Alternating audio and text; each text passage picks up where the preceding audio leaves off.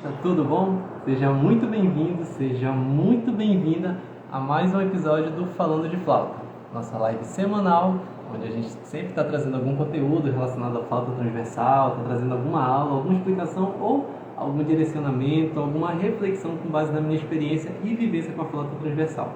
Hoje a gente está com um horário um pouco diferente, mas fica comigo que hoje eu vou contar para você a virada de chave nos seus estudos.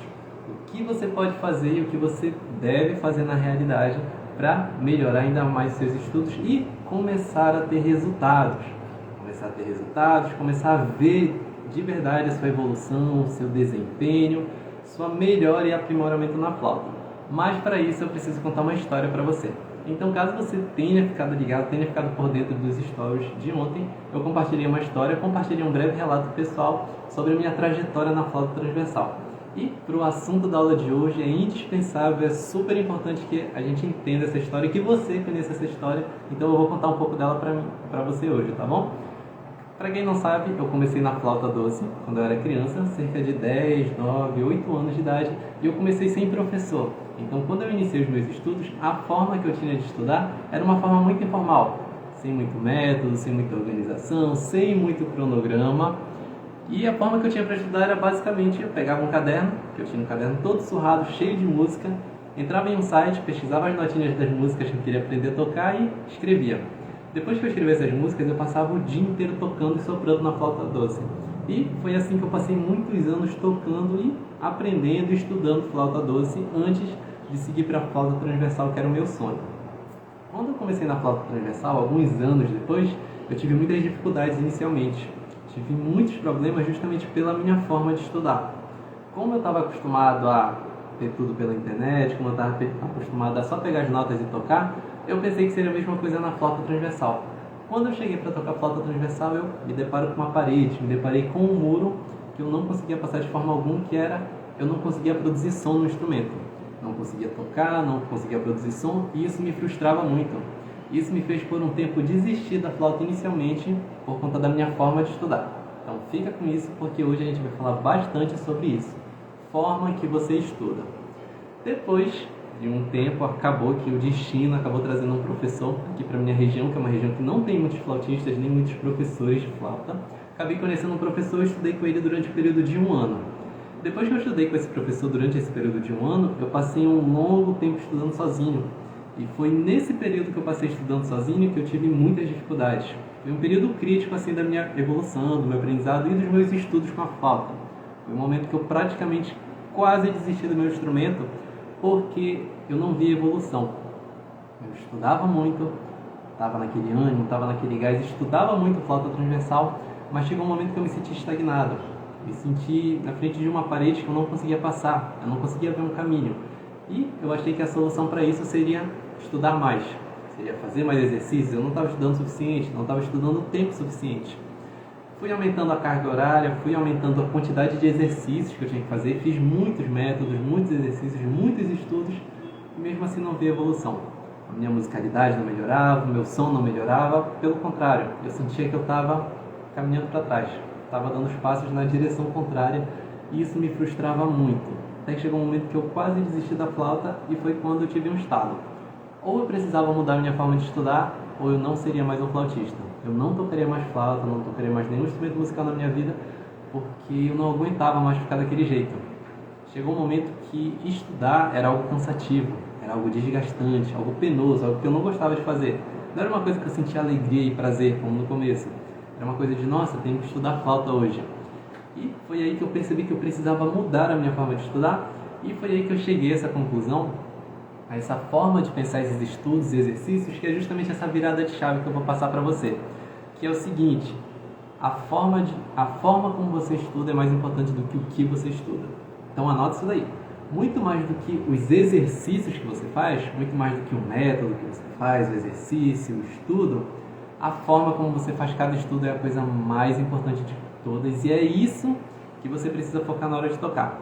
Porque se a gente vamos imaginar assim, você pode ter o melhor método do mundo, o melhor estudo, o livro mais completo sobre flauta transversal.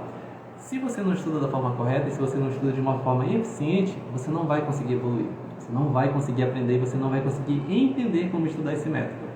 Por outro lado, você pode ter o exercício mais simples do mundo na flauta transversal. Sonoridade, nota longa, só tocar uma nota.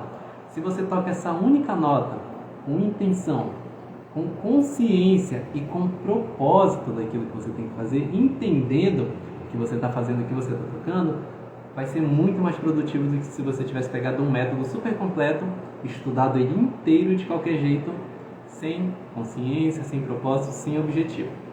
Então já anota, não é a quantidade de exercícios que você faz, é a forma como cada exercício é feito. E eu estava caindo nesse erro.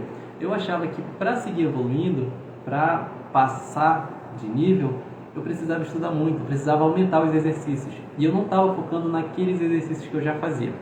Então é por isso que hoje, caso você já tenha se sentido desse jeito, eu separei aqui 4 passos para você fazer. Aproveitar que hoje é sexta-feira, você já faz agora no fim de semana, para na semana que vem você já começar 100%. Então, tudo isso direcionado para você realmente decolar sua evolução e seguir aprendendo cada vez mais flauta.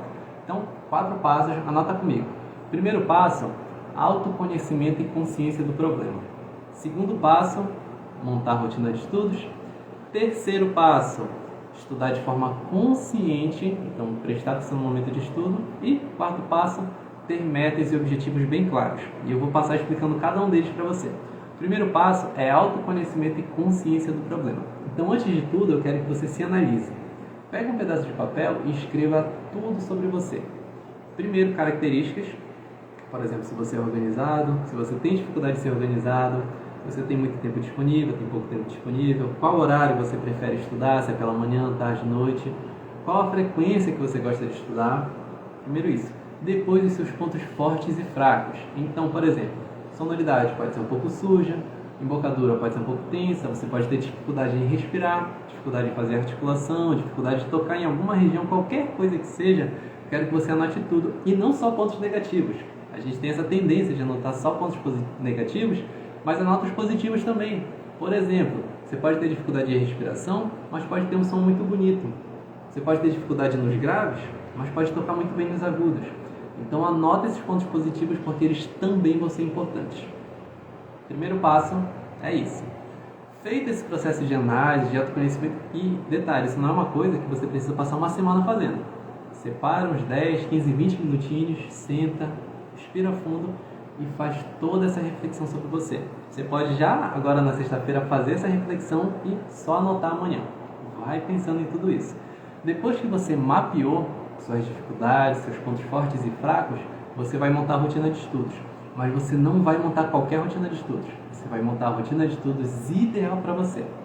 E essa rotina de estudo ideal para você nada mais é do que uma rotina de estudos que trabalha em fortalecer aquilo que já é bom em você e corrigir aquilo que não é tão bom. Essa que é a rotina de estudos ideal, sem mistério nenhum, e não é uma coisa definida, não é uma coisa definitiva. Para cada flautista vai ser diferente. Por isso que é tão importante esse processo de análise e de autoconhecimento. Então você vai montar a sua rotina de estudos, e como é que você vai fazer isso? Para cada ponto negativo que você fez nesse processo de autoconhecimento, você vai escolher um exercício que trabalhe diretamente nisso. E para cada ponto positivo, você vai fazer outro exercício, mas que não trabalhe em cima disso, que só sirva para você seguir treinando e seguir melhorando. Então, por exemplo, se você tem um som sujo, um exercício que você pode colocar é estudo de embocadura com vocal, o estudo de sonoridade com notas longas, que aí você já consegue trabalhar uma série de coisas. Sonoridade, respiração, se você tiver problema com respiração. Agora, por exemplo, se eu tenho um som muito bom na região grave, o que é que eu vou trabalhar? Alguma escala, alguma sequência de notas do grave. Você não precisa focar tanta atenção nisso, porque você já sabe fazer. Você vai treinando só para não esquecer, não perder essa técnica e para seguir melhorando aos poucos. Mas você vai focar principalmente nos seus problemas e dificuldades. Montou a rotina de estudos já nesse fim de semana. O próximo passo vai ser na próxima semana, quando você colocá-la em prática. E na hora de montar a rotina de estudos, não cometa o erro de montar uma rotina de estudos perfeita para você e estudar de qualquer jeito. Independente da qualidade, do nível e da estruturação da sua rotina de estudos, se você não estuda da forma correta, se você não estuda de uma forma consciente e efetiva, vai ser muito mais difícil de evoluir, vai ser muito mais difícil de tocar de forma boa, tá bom? Então, estruturou sua rotina de estudos, montou essa rotina de estudos, colocou ela em prática, não é para estudar de qualquer jeito. O estudo, na hora da gente praticar e de exercitar, ele precisa ser algo que a gente chama de estudo consciente. Ou seja, você vai trabalhar em cima das dificuldades que você tem, em cima dos problemas que você tem, em cima dos pontos fracos, e a gente não pode estudar de qualquer jeito, a gente não pode estudar com a cabeça em outro lugar. Então, por exemplo, está estudando, pensando em outra coisa, pensando no que vai fazer de tarde, no que vai comer no almoço, não pode. Foca no momento de estudo, ainda que você tenha pouco tempo, foca o máximo nesse estudo, porque o processo de estudar ele é algo que acontece em tempo real, ou seja, você está estudando, enquanto você está praticando, você se analisa, você se observa, e você já vai corrigindo e verificando em tempo real aquilo que você tem para melhorar. Estudo é um momento para solucionar e resolver problemas. Então, como você já fez todo aquele mapeamento, como você já viu todos os seus pontos fracos, todos os seus pontos fortes, você vai estudar com consciência disso. Então, por exemplo, se você sabe que você não tem uma respiração tão boa na hora de tocar as frases, na hora de estudar você vai focar nessa respiração. Então, você vai estudar tendo a consciência. Será que eu estou respirando certo? Será que eu estou respirando errado? Será que eu não estou respirando de uma forma correta? Você vai focar em tudo isso. Oi, Ariane, tudo bom? Maravilhosa. Verdade, estudar sem foco é péssimo. Exato. Você pode montar a melhor rotina de estudos do mundo. Rotina de estudos perfeita para você. Se você não estuda de uma forma correta, essa rotina de estudos não vai servir de nada. Porque na teoria você fez tudo certo, mas na hora de colocar na prática, é essa prática que está dando problema e que está gerando dificuldade. Então, terceiro passo, estudar de forma consciente com todos esses objetivos em mente. E a sugestão que eu dou para você, tenha um caderno do seu lado. Tenha um caderno, tenha um bloco de notas, alguma coisa que você possa anotar. Porque percebeu esse problema? Já pega o caderno, anota, porque depois vai existir um outro processo em que a gente vai adaptar a nossa rotina de estudos, com base nisso que a gente preparou. Porque lembra que eu disse que a rotina de estudos não é uma coisa fixa. Não é uma coisa que a gente faz hoje e vai seguir a gente para o resto da vida. Ela sempre precisa e pode estar mudando. Então, fica com o caderno do lado, anota todas as dificuldades e também o que você conseguiu estudar, o que você percebeu de avanço, porque isso vai servir não só para mapear, mas também para comparar e entender o nível que você está atualmente e tudo que você evoluiu. Então, estudo precisa ser consciente e ele serve para encontrar e resolver problemas na sua forma de tocar. Então, primeiro passo, autoconhecimento e consciência do problema. Segundo passo, preparar sua rotina de estudos. Terceiro passo, colocar a rotina de estudos em prática de forma consciente. E o quarto passo, defina metas e objetivos bem claros e definidos. E aqui eu vou dar como exemplo os alunos do meu curso particular. Todo começo e fim de semestre a gente faz um processo em que a gente separa um momentinho da aula só para preparar e definir essas metas. Então, no começo do semestre, no começo das aulas de janeiro, eu defini com eles alguns objetivos para esses 6 meses e períodos menores, e eles já começam o ano sabendo o que é que a gente vai trabalhar e o que é que a gente vai seguir. Então, a gente faz todo esse processo juntos, de autoconhecimento, de ver os pontos fortes, pontos fracos. Em cima disso, eu separo os exercícios, métodos e materiais que a gente vai trabalhar, assim como as músicas. E durante esse período de 6 meses, a gente sempre tem essas metas bem definidas. Por exemplo, no final de 6 meses, a gente vai estar tocando na segunda oitava. No final de 6 meses, a gente vai aprender uma música específica. No final de 6 meses, a gente vai fazer algumas gravações. No final de 6 meses, a gente vai fazer alguma apresentação. Então, a gente precisa ter metas, a gente precisa ter esses objetivos, porque eles servem para gerar compromisso com a gente mesmo. No meu caso, é compromisso com os alunos, então são 2 pessoas, mas no seu caso, pode ser compromisso só com você. Ou então você pode compartilhar com outra pessoa, porque quando a gente compartilha, fica mais difícil da gente não fazer as coisas por procrastinar. Então, tenha essas metas e objetivos a longo prazo, mas também tenha metas a curto prazo que sejam mensuráveis. O que significa isso? Em vez de você falar, eu quero aprender tal música, eu quero conseguir tocar tal música mais rápido. Só que mais rápido é uma medida muito incerta. Em vez de colocar mais rápido, defina um número. Ao final desse mês eu quero tocar tal música em tantos BPM. Ou então eu quero tocar tantos compassos de uma música, tantas frases de uma música. Porque a gente precisa dessa menturação e essa metrificação para não desanimar. Porque se você só fala que você quer tocar uma música mais rápido, esse mais rápido é muito relativo, fica muito difícil de comparar. Então anote metas a longo prazo, metas a médio prazo e metas a curto prazo. E essas metas a curto prazo, elas podem ser até mesmo diárias. Então hoje eu vou estudar e hoje eu quero conseguir tocar essa frase. Eu posso não estudar mais nada da minha rotina de estudos, mas se eu conseguir tocar essa frase eu estou satisfeito. Ou então essa semana eu quero aprender essa parte de uma música. Quero conseguir tocar essas notas, quero corrigir esse problema. Se eu corrigir esse problema, a gente fica satisfeito e você também consegue metrificar os seus avanços. E isso reflete diretamente na história que eu contei no começo da live. Por muito tempo eu passei desanimado, passei frustrado, desmotivado para tocar, justamente porque eu não percebia nenhum avanço, não percebia nenhuma evolução, não percebia nenhuma melhora e aprimoramento. E isso se devia, em parte, a uma forma de estudar errada, uma forma de estudar que não me refletia, que eu não me identificava, que não servia para mim, na verdade. Então eu não estava fazendo nenhum desses 3 passos da forma correta, mas eu também não tinha metas e objetivos. Era tudo muito solto. Eu montava uma rotina de estudos e seguia estudando, sem muito compromisso, sem muito acompanhamento. E isso é a receita perfeita para a gente se frustrar, para a gente se desanimar, para a gente se desmotivar e acabar desistindo de estudar. Então isso aconteceu comigo por um tempo, praticamente desisti de tocar flauta, passei mais 2 semanas, alguns meses sem tocar, e eu não quero que isso aconteça com você. Por isso, eu estou compartilhando esses 4 passos que eu aplico com os meus alunos, que eu aplico nos meus estudos também, e que eu acredito que podem ser realmente a virada de chave nos seus estudos. A Ariane comentando, isso é ótimo para metrificar o avanço, amei, excelente ideia, faz todo sentido. Exato, a gente precisa dessas metrificações, senão a gente desmotiva, senão a gente desanima e senão a gente não consegue perceber nenhuma evolução, não consegue perceber nenhuma melhora. Se não for o seu caso, se não for uma característica sua, você não precisa acompanhar exatamente cada passo que você faz, mas a gente precisa ter um mínimo de organização para, primeiro, não perder a cabeça nos estudos, senão a gente acaba se cobrando demais, e segundo, para a gente conseguir evoluir com qualidade, com leveza, no seu ritmo, de forma descomplicada, que é o que eu quero para você. Eu não quero que estudar flauta seja uma coisa custosa, uma coisa que a gente faz de má vontade, não querendo, de uma forma pesada, como foi para mim por muito tempo.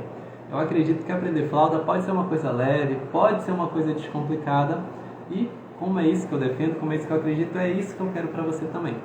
Então, se você acredita nisso, se você também quer aprender flauta transversal de forma descomplicada, de forma leve, sentindo prazer e felicidade em tocar, esses 4 passos vão ser o primeiro passo para você, o primeiro degrau nessa caminhada, principalmente se você está começando os estudos ou até mesmo para flautistas intermediários e avançados. Porque outra coisa muito comum de acontecer é, depois de um período a gente acaba caindo nesses erros e aí é mais complicado ainda porque, como os degraus vão ficando cada vez menores, fica ainda mais difícil metrificar qualquer evolução. Então a gente precisa ter muito cuidado com a nossa forma de estudar, independente do nosso nível. Então, se você quer aprender flauta transversal de forma leve, de forma descomplicada, sentindo prazer em tocar, coloque esses 4 passos em prática. Se você está começando na flauta, se você já toca independente do seu nível, aproveite esse fim de semana para colocar esses passos em prática. Eu tenho certeza que eles podem ajudar muito você na sua forma de tocar e na sua evolução, tá bom? Então, o que eu tinha para falar hoje no Falando de Flauta era isso. Essa é a virada de chave nos seus estudos. Não é uma coisa que vai acontecer da noite para o dia, não é uma coisa que vai acontecer imediatamente, mas é um primeiro passo para você seguir estudando e não desanimar e não desmotivar. Porque não desanimando e não desmotivando, você pode continuar estudando e é aí que a chave realmente vai virar e você vai ver as coisas acontecendo de forma muito mais clara, de forma muito mais eficiente e muito mais rápidas e prazerosas também, tá bom?